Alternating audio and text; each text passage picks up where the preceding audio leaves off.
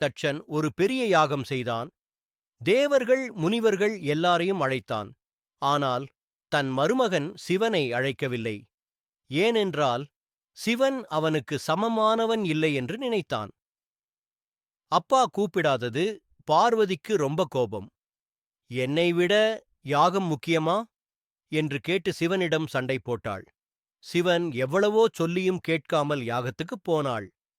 யாகத்தில் தட்சன் பார்வதியை ரொம்ப அவமானப்படுத்தினான்.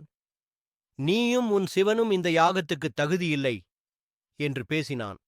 அந்த வார்த்தைகள் பார்வதியின் மனதை உடைத்துவிட்டன.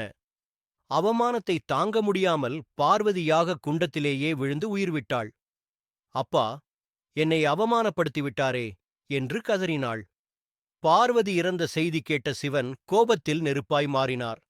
தன் சடையை அடித்து வீரபத்திரரை உருவாக்கினார்.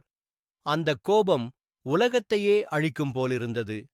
வீரபத்திரர் யாகசாலையை அழித்தார். தட்சன் தலையை வெட்டி எறிந்தார். சிவன் ஆடிய ருத்ர தாண்டவத்தில் உலகமே நடுங்கியது. ஆனால் சிவன் கருணை உள்ளவர். தேவர்கள் வேண்டுகோளுக்கு இணங்க தட்சனுக்கு திரும்ப உயிர் கொடுத்தார்.